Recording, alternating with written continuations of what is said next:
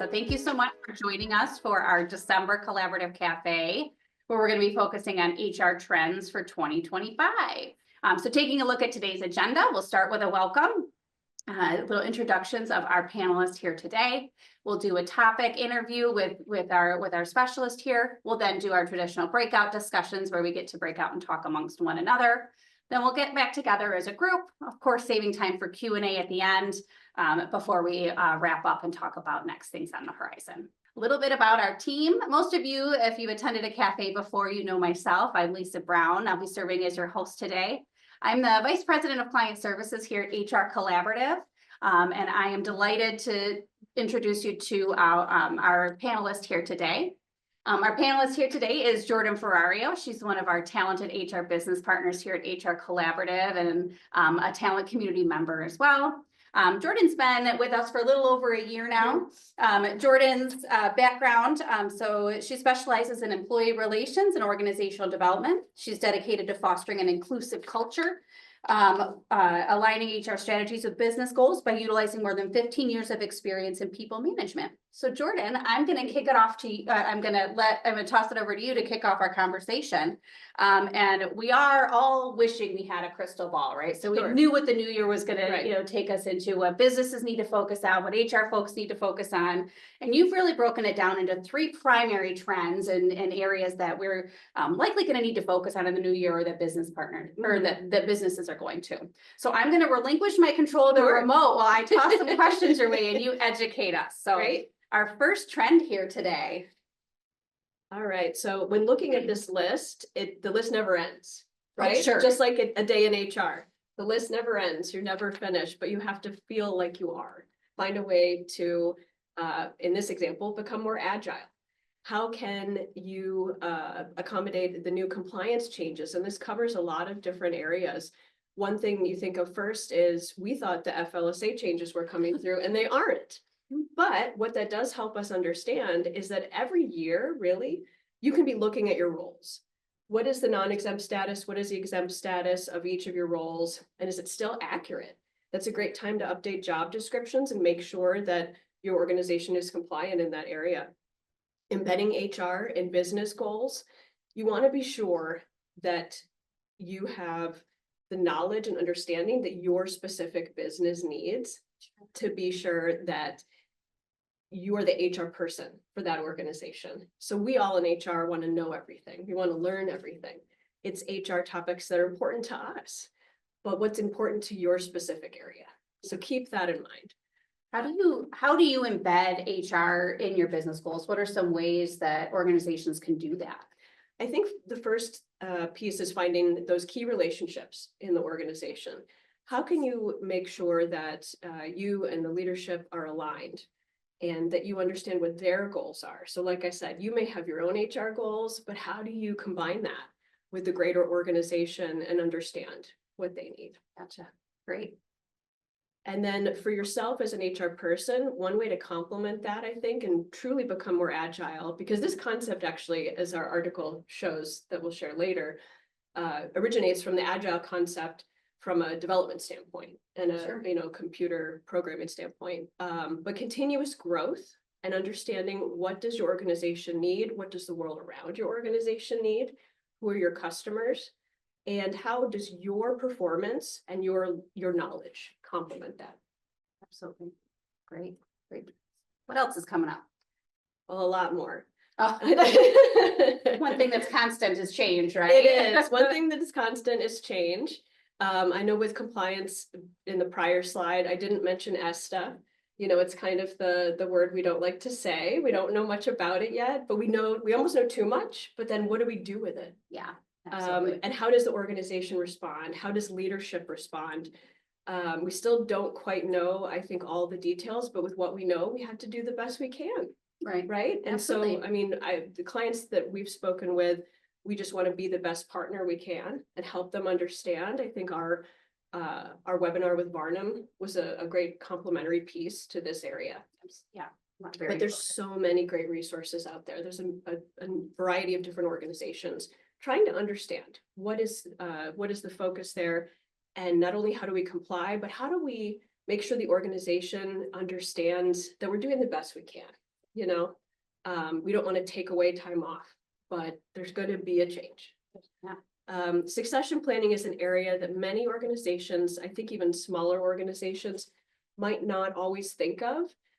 Things are moving a million miles an hour. If you're an HR department of one, this is something that probably is on the back burner until it is relevant, and then it's too late. And I shouldn't say it's too late, but then it's very late. You know, it's challenging for sure. And so if you're not thinking about this, it's a great time even just to look at the workforce, talk with leadership about their plans. What are their goals? Where are they headed? Is retirement, you know, on the horizon? Yeah. And succession planning isn't always because we're trying to move somebody out or that they're planning to retire or that we're planning on making changes. It's really about just preparing that next level, because you never know. I mean, win the lottery and move to your favorite place on earth. It's for good reasons too. But you know, the business had, you know, in order to sustain itself, there needs to be a plan in place. So it could be for, you know, good reasons and reasons, you know, that are expected. So that's a really great point. And it's an opportunity to grow individuals in the organization. How can they move forward? How can they become, you know, more relevant to the industry? With relevance comes AI. And I don't know if you've heard this other term, HI. So this is human intelligence. Sure. This is our HR. These are our human resources. They are humans. They're intelligent most of the time. Just kidding. No. We hope so. We hope so. We all try to be every day, right? But AI is not only becoming continually more relevant, but it can change the way work is done in a way that you might not see right away, but that will impact culture, that will impact productivity, and it can be for the better.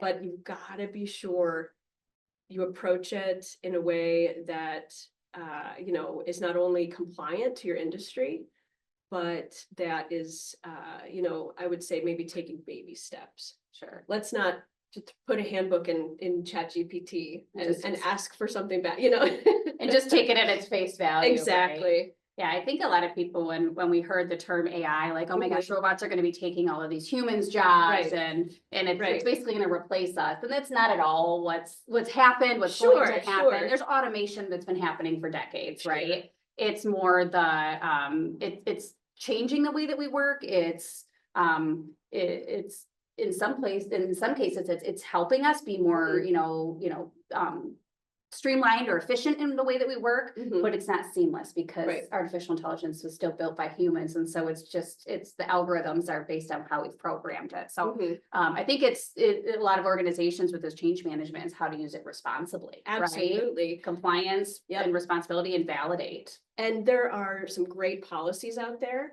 of varying degrees of how does your organization use this? Why is your organization using this? And how to approach it, you know, the best way. There may not be an exact right way, but there's a good way to roll that out. Is it one of your recommendations, if for those on the call today whose organization doesn't have an AI policy currently, is that something that companies should be looking at to set those guide rails or parameters in the new year? Absolutely. Yeah, and I mean, SHRM has examples. There's even other examples out there. As well, and you know, Mineral is a great resource. I know we utilize, but ultimately there's a lot that's being done to make sure that this happens in a way that where you get the best out of it. Sure. Yeah. Definitely want to make sure we leverage the resources, but use it responsibly. So with AI, you know, that's a learning mechanism. If you can work with AI and be productive, good for you. It's continual growth, and then micro-certifications can complement that as well, and self-learning. So one area that I think of, I know SHRM has 5 or 6 different separate, you know, mini certifications, I guess we'll call them, that can be really valuable, but many other licensors, you know, have that as well. One is as a mental health advocate in the workplace, and it comes with a variety of training. And then that credential, I think, can really bring you forward as an HR leader. But there's so many others out there as well. You know, investigations, even data analytics. You know, data is still at the forefront of HR. If we could tell that story with data, then I think that'll actually bring us into that change management zone. Yeah, I think that's really important for HR practitioners to leverage, because a lot of times business owners, not that business owners don't care about the people, but a lot of times if they're going to be investing in initiatives or investing in their people, they want to know kind of like, what is the ROI on that? Right. What am I getting out Right. of it? So using data as using data as an ally and a tool for us to tell the bigger story or make our business case in HR as to why these people initiatives are important. Absolutely. It's going to be critical, I think, in getting the support from the rest of the leadership team, in pushing forward some of the initiatives that you're sharing with us today. We should probably be focused on. So absolutely, and that human-centric piece is key. yeah, But you as the HR person or HR team, let's hope there's others, but if not, it's you, and you're doing a great job. And keep the people in mind, right? That is your role. And emotional intelligence comes with that. I think a lot of HR people have had this on their minds for a long time. But the topic itself for leadership and like top leadership in organizations came forward very much during COVID. We were all experiencing something for the first time at the same time.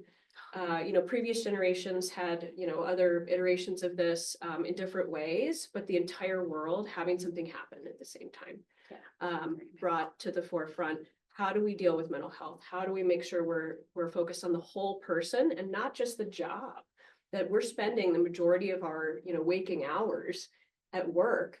How do we make sure that people have what they need? So we would see a lot of flexibility there. yes, With hybrid and remote teams. Now outside of COVID, and as we move forward more productively with these flexibility elements in mind, there's generations coming back to work. There's certainly young generations coming into work, but 75 plus is coming back to work. Yeah. And we all want to work productively together. How do we make that happen? How do we make sure we're considering all angles? So with like diversity and inclusion and the human-centric element, it takes on a different lens. yeah. I'd say I've even heard quite a bit from clients, very much along the lines of what you're saying. But with the hybrid and remote, it's not necessarily about where I work, but it's how I work and when I work. Yep. So that flexibility piece really is key. Like I forgot the particular statistic, but over half of college graduates actually want to go work in person. It's not that like, if I can't work remote, I'm never going to work for you. Right. But it's finding that balance. So sometimes it's the flexibility to work, start your day later and end later, or on the inverse, start earlier and end earlier, or 4-day work weeks, or, you can't do everything at every organization. Sure. There's some, manufacturing, production, you have to be in person to make the widgets or get the things out the door. But there's nothing saying you couldn't stagger shifts, so that you couldn't kind of phase the work differently to meet the needs of your workforce. And, looking at the 5 generations in the workforce, especially those that are coming back, maybe doing kind of a phased retirement, or they're not ready to completely sign off, is you got to look, at your humans that are doing the work, and have a holistic approach to benefits and policies to make sure you're able to provide that's most beneficial to your entire workforce, or those that you're looking to attract to bring in to the workforce. So all right. Well, I mean, gosh, that's a lot. It is a lot. Of we could trends. go on. Like I said, the list is volumes. And there's topics we haven't covered today, but I know we look forward to what we'll be rolling out in the new year. And I think we'll touch on that later. Yeah. I think that this is just, the tip of the iceberg. Right. I think there's definitely a lot to unpack and uncover. And then, these really are the 3 that rose to the top. Right. So absolutely. Want to give you all now some time to have some conversation about what you've heard, what you're experiencing, what the trends are that you're expecting to see. Maybe they're the same, maybe they're different. So we're going to now head out into our breakout rooms. What we'd really like you all to talk about is what your top HR priority is for 2025. Thanks for coming back, everyone. I hope you had some great conversations. Saw lots of notes being taken, lots of good conversation must have been being had. No surprise there. I'm sure some of you also curious if there's a crystal ball in one of your group members had. So some of the breakout themes that we noticed between the different groups was, first and foremost, compliance. We've seen and heard and There's been a lot of educational opportunities on ESTA, and we know we're following it diligently. It's probably weekly updates. But I think what most organizations are concerned about or focused on really is the what, the why, and the how. The what is what has been shared with us by the state of Michigan, right? This is what we know it's going to be. It's going to take effect in February, and we have to, as an organization, prepare for it. The why, I had seen the comment there, and I've heard it over and over again at different events. It's like, can we just remind people that they voted for this? And it's like, well, yeah, but is that really going to help us at all? I think the bigger why is the message about why this was proposed in the first place and what it's aimed to achieve, which is really to provide that compensation and protection for individuals that traditionally wouldn't have that that protection or compensation during times of individual or family needs for medical reasons. It's not to make things more complicated. It's really to provide those protections and be beneficial for employees.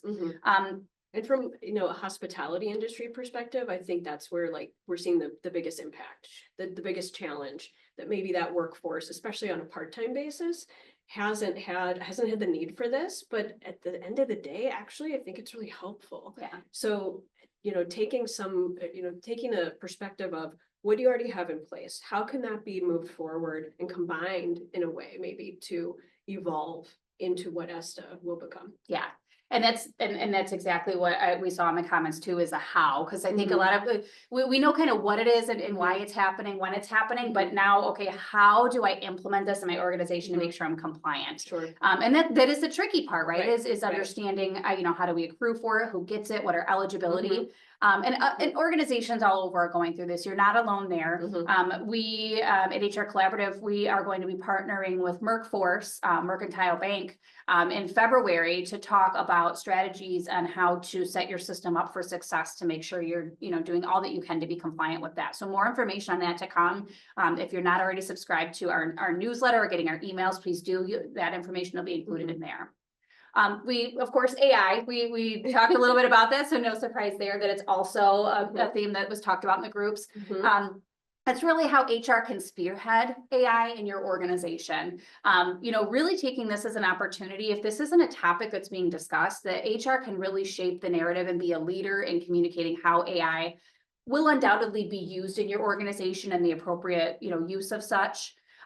Some things that organizations are going to need to be aware of or cautious of are the high-risk use areas. Hiring, firing, promotions, compensation decisions, where traditionally we've looked at how humans kind of vet candidates, go through resumes, make those decisions. We've talked about, can you justify how you made that decision, or what are your parameters? We're going to have to do the same using AI. So AI may help streamline those processes, help kind of do some of that vetting.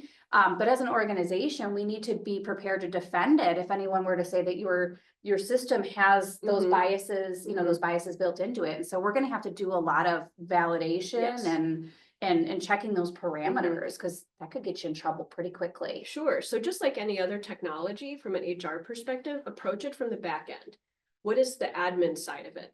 Do you know where this is coming from and why and how? Because this, the AI concept may have a perspective and may have an angle. And if that angle turns out to be a bias, then, that may be something you're held accountable for. Yeah. And you can't just say, oh, we didn't do it. AI did it. No, if you're going to use the tool, you still did. You still did responsible for it. Absolutely. Retention versus recruitment. So a few of the groups had indicated that, hey, 2024 was a great year for recruiting. We were able to fill some critical roles, fill some open roles that we had traditionally had difficulty in, but now we're facing retention concerns. Like, how do we filled these roles great. Now, how do we keep these people? And it really boils down to engagement and development of your talent. So how do we make sure that our employees feel valued, that they're part of the organization, that they're really integrated into our culture, mission, vision, values? And then how do we continue to develop them to make sure that we're investing in them as part of the organization? They're not just cogs in a wheel. I was just going to say, when you think of engagement and development, when was the last time that you did? I know we all sometimes in HR are like, okay, the employee satisfaction survey, they want us to flip everything over and do it, redo it, change everything. Well, you can take that in baby steps, but get a temperature check, see what the organization is thinking. where are people's minds, you know, as we move, especially in this country, into another continuous dynamic of actually great change that may come in the new year. Yeah, I think so many organizations, it's such a great point, because so many organizations are like, well, if we do a survey, we got to do something about it. But it's almost, you know, you also want to, don't you want to know what you're like, this is a great opportunity, like your employees share with you what their feedback is. It doesn't have to be complex. It can be very simple. And there's so many great systems out there. I mean, even, you know, you can create your own surveys in Google now, right? Yeah. And you can measure those analytics pretty quickly and think of those baby steps, you know, think of one thing at a time. Don't think of the whole big picture. Yeah, like you can really, you know, chunk it off. Absolutely. Team building and cohesion. We saw a few groups talking about leadership team building and cohesion. How do we work together? But there's also that concept of cohesion across organization, across departments, you know. Succession planning for key roles and leaders. And like, as we talked about earlier, there can be other roles that are just as critical to the organization that may not be leadership roles. A term that we were introduced to was the silver tsunami. So understanding that the older generations are retiring, they're moving out of the workforce, and what the impact it's going to have on organizations is that's going to be harder to find senior leaders or senior experienced executives. Maybe senior is not the right term, but seasoned, experienced executives outside of the organization. So organizations are really going to have to focus on building up those skills within the organizations, because they're not going to have as large of a pool to pick from externally. And then you think, well, if those individuals are out there and maybe they're retired, how can we bring that perspective back in? Is it a consultative basis? You know, is fractional? Sure, fractional, like HR Collaborative does a lot of fractional things, right? So who knows? But there's a way to merge those pieces together, create a new path forward with a variety of, I think you said 5 generations, is that right? Yeah, wow. It's crazy. Career pathing. So again, that just like what we said is that career pathing within and outside the organization. Some large organizations have very defined career paths. Others, we know that once you get to a certain level, unless another person leaves, there's not necessarily that next step. So we have to be prepared for those roles that we know we can develop internally, and those that we have to be prepared that may exit to get that next level. And a lot of all of this really boils down to change management, which you had highlighted earlier. Is change management is probably a constant theme, right? Absolutely. We all have to be prepared for change.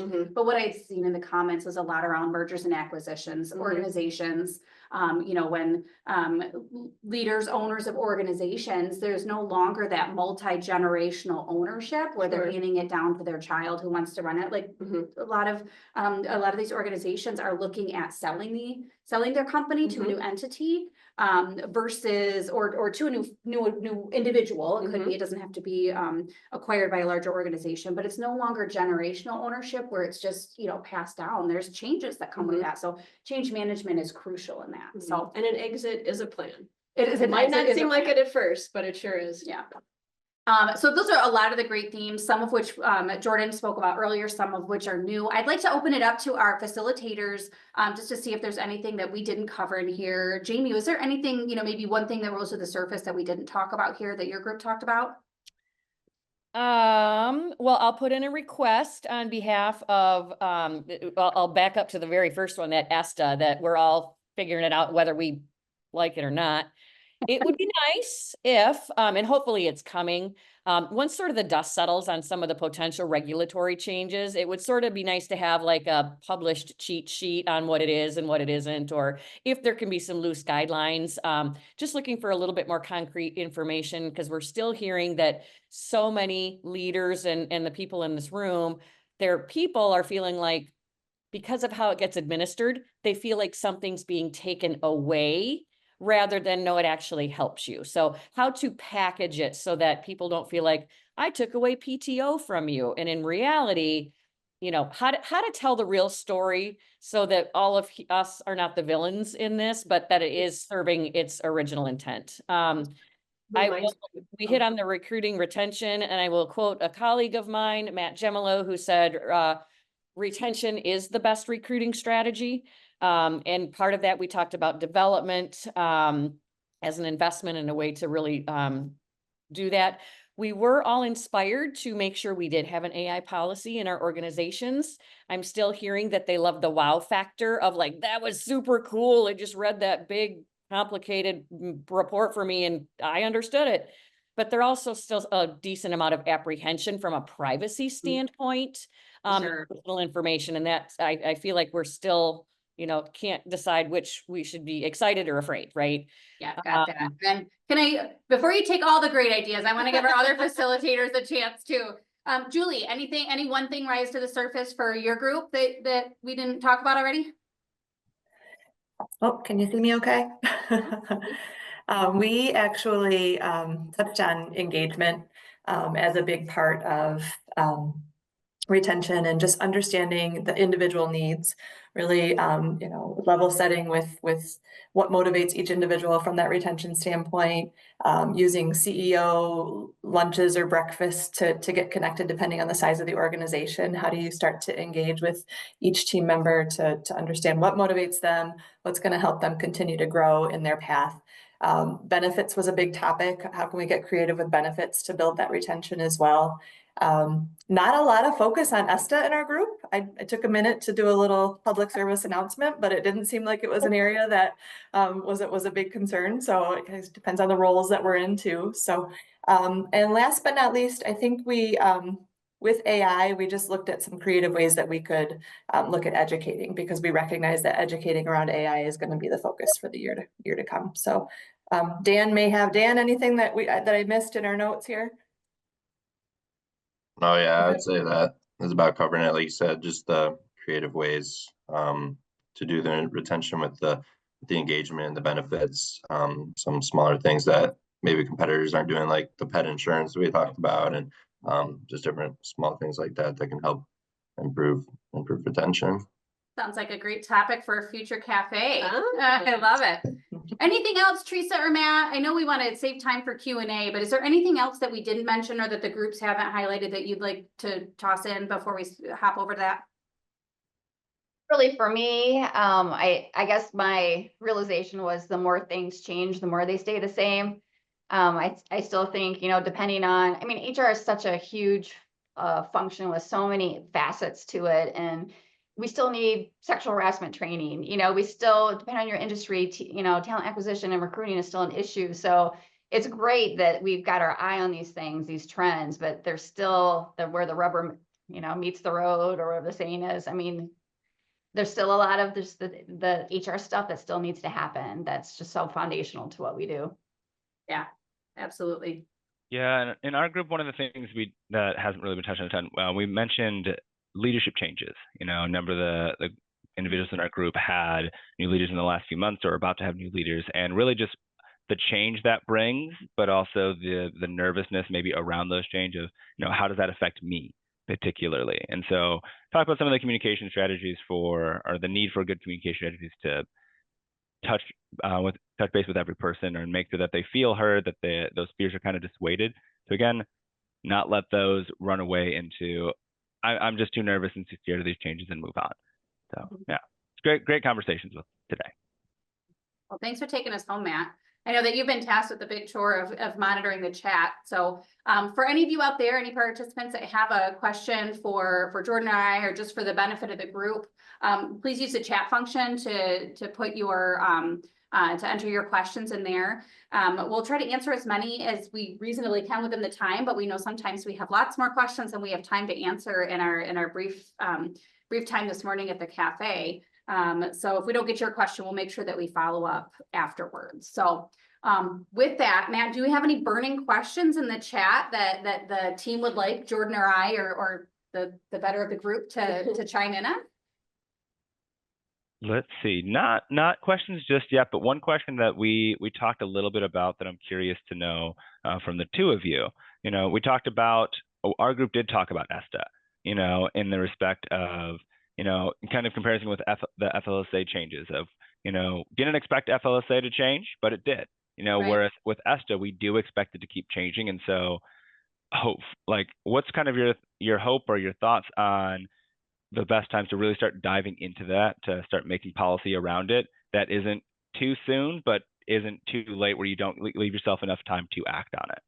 The answer's a few months ago. Yeah. So- I was gonna say now, if you haven't done anything, don't So, plan on it changing. Yeah, and trust us, there are so many great resources out there. So take a look at our session with Barnum. That's a really, I felt from an HR mind perspective as an HR person, they broke it down so simply. And even still, it can be intimidating, but that's a great place. But there's so many other resources. I think we have a blog we'll share as well. Yeah. That we'll continue to modify going forward. But one thing that came to mind, and it was something that Jamie said about how scary it is. And that was that, remember when FMLA was scary? Do you remember? I mean, it still can be, but do you remember when it was like, what, who, 12 weeks? For what? What do you know? And it's, think about it that way, it's really take the baby steps, look at the details. How do you already have something in place that maybe can evolve into that? Yeah, I think a lot of it with FLSA, this happened in 2016, so not super surprised it happened in 2024 as well, where it's like the 11th hour. They gave us a little more heads up this time. But we don't expect ESTA to have as drastic a shift or a stop like the federal government or federal mandates do, right? The federal government has a little more pull. At the state level, we don't expect them to move as quickly to stop that. So if you haven't started preparing for it, we highly encourage you to start thinking about it today, and be prepared for it to go into effect the way it is. The events that we did with Barnum was from the legal perspective, so we got to know kind of what attorneys are anticipating or how it's being interpreted. And then the event that we did with the Grand Rapids Chamber was really to raise awareness about kind of the gray areas that we're not quite sure how that will be interpreted by the government, by the state.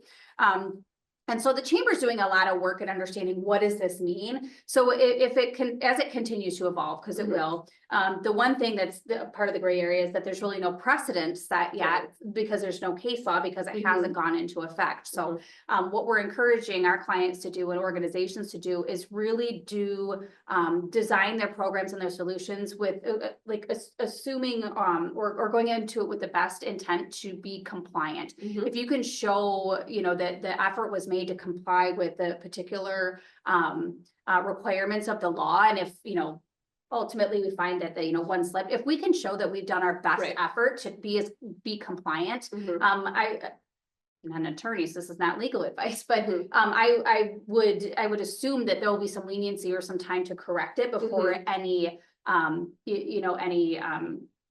negative action would be taken on the organization if we can show our best intent. And change is hard. That part is difficult to contemplate. How do we morph or finesse that dynamic of a takeaway perspective? But I don't think there will necessarily, I'm not sure, be lawsuits about they took 5 days of PTO away from me and gave me sick time. I don't think we're going to see that. So how do we message that? How do we communicate that? It's not, it won't be illegal. It won't be a lawsuit. It'll be a cultural impact. Cultural impact. Indeed. Absolutely. So it's still, we understand it's still on top of everyone's mind. We could, again, do a whole webinar on that. But we know that there's other things you're focusing on too. Anything else out there from the Q&A side, Matt, that folks are questions burning for him? Yeah, something that popped up was, what are some things that we can do in our organizations if HR doesn't have the seat at the table, when it comes to connect with leadership or to really help make those larger cultural changes. Burden, I'd love to hear what you're working through with clients. Absolutely. That again also can evolve with time. And so I think whatever your seat is, whether it is there or is elsewhere, you're still present in the organization. I mean, you still have a purpose. And so find a way to, on your own, if it's not already bought in or an element of buy-in from leadership, how will your HR role influence others in the responsibilities you do have and the impact you are making? So rather than focus on what is not taking place, take a focus towards what you are doing, and find a through line there to communicate additional perspectives and ideas. Even if you don't have a seat at the table, you likely may have productive working relationships with other, first ranking middle managers and so forth. other employees, figure out who those key champions are to share the HR message and find those team dynamics. You're there for a reason, even if it is to pay everybody weekly, bi-weekly, you know. Pretty important But, job. I mean, I'd say, you know, when people don't get paid, we hear about it.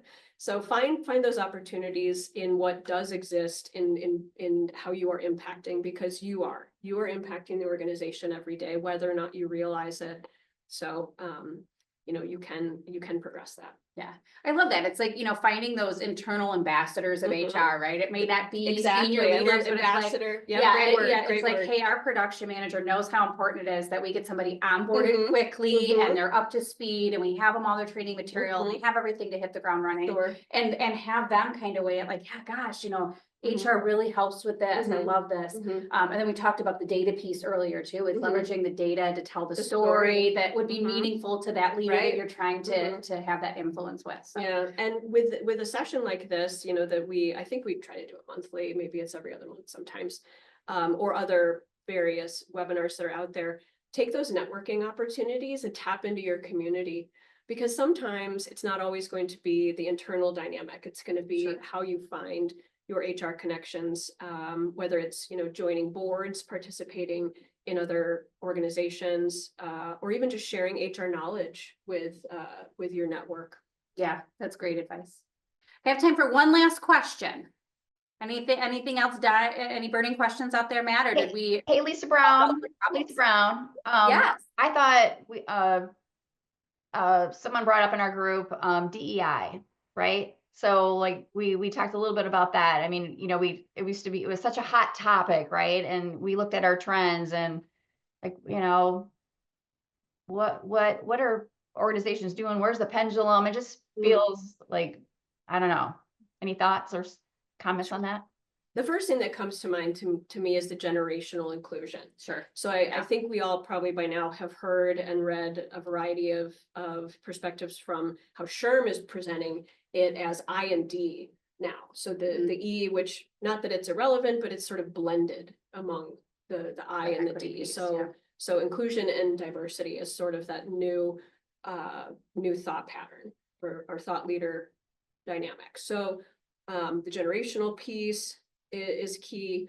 You know, as we approach a variety of changes in our country, I think finding ways that, you know, what groups are represented in your organization and how can employee resource groups play a role there. Sure. If you're a really small organization, are there similar organizations in your industry that you could partner with for cultural perspectives? Yeah.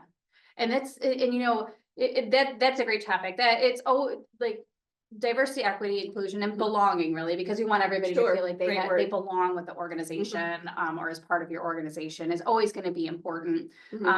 I think it really is woven into every aspect of the employee life cycle. So we think about, you know, is our employee base reflective of the community? Are we celebrating holidays that are inclusive of everyone, generationally, right?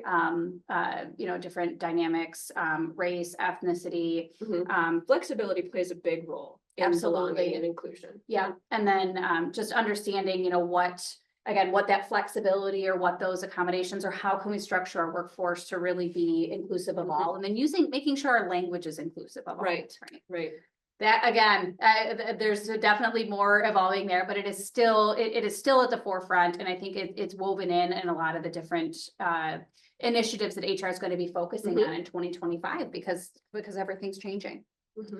All right. Well, thank you all for your question. If we didn't get to your question, I apologize. We will get to you. We'll respond to you individually if we need to. Huge thank you to all of you for attending, and thank you, Jordan, for being our panelist here today. So with that, if you're on the roads today, travel safe, stay warm, and we look forward to seeing you happy, healthy in 2025. So have a great day, everyone.